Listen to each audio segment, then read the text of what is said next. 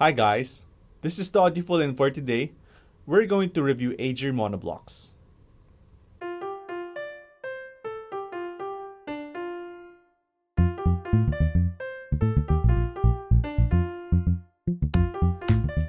If you haven't watched the Aegir review when it was still single, do know that I like the amp quite a lot, having fantastic sound all around and sounded better than the other amps I tested it with.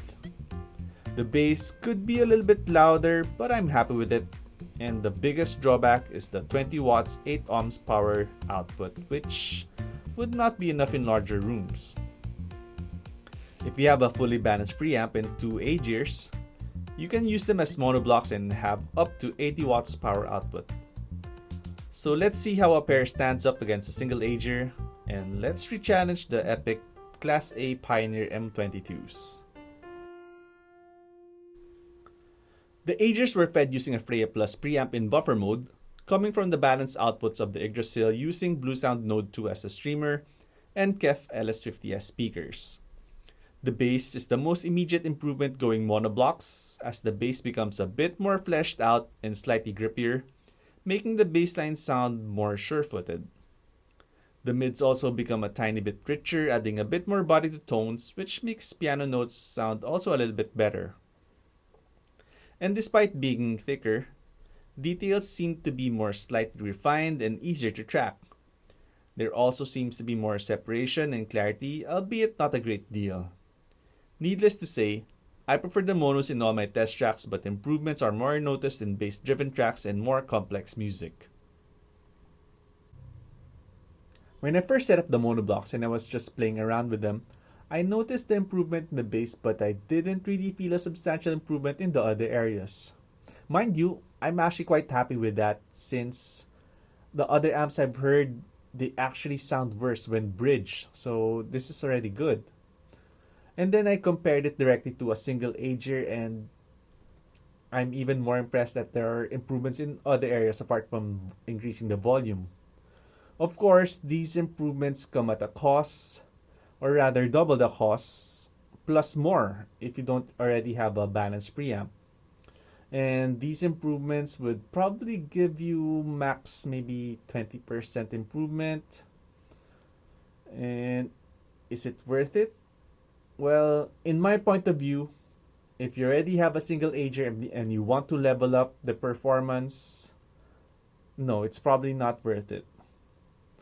But if you need the power, two Aegirs plus a Freya solid state would probably be around $2,300, and I think it's very competitive at that price and would probably be better than a lot of $3,000 amps.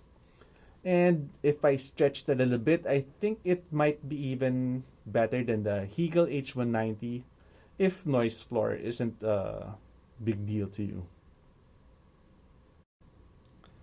Next, we compare the Aegirs to the Pioneer M22. The M22 is easily bested a single Aegir, so let's see if the two of them can gang up.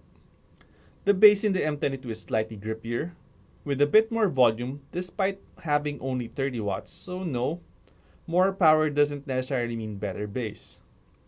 Before, the richness of the M22s were very apparent against the single Aegirs, but with two of them together, while it's still not as rich, it's almost as rich.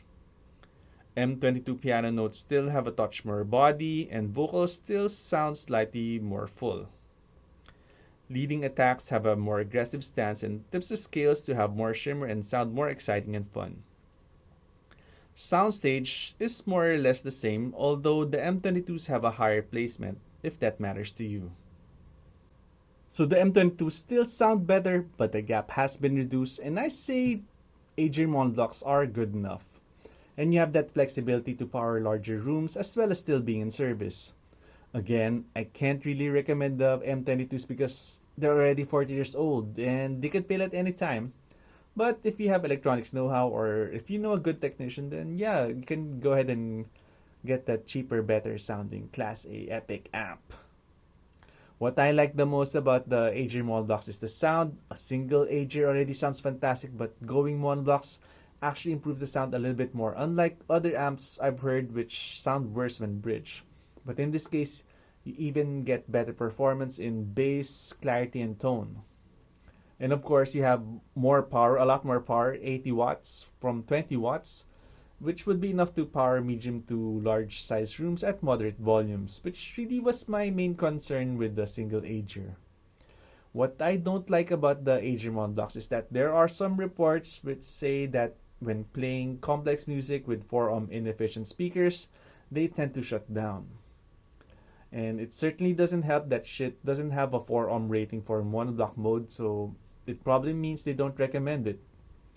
But with my Tecton Impact monitors and Dali Rubicons, which are both 4-ohm speakers, I haven't had such a shutdown yet, but yeah, you still need to be wary about that.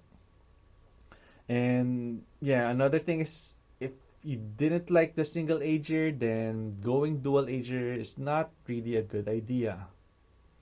What I hate the most about the Aegir Monoblocks is that at $2,200, that's the two Aegirs and the Freya solid state, it's still a lot of money, and you can just stay single and be happy in your studio. Because getting a partner will maybe make you 20% happier, and it's not really twice the performance. But the good thing is, at $2,200, it's still very, very competitive, and it sounds better than a lot of $3,000 amps, and maybe sound almost as good as $4,000 amps. So I've been audio-fooled. More expensive than staying single, but still better than being alone. Thank you for watching. I hope you enjoyed this video. If you have any comments or suggestions, just write them down below. See you in the next video.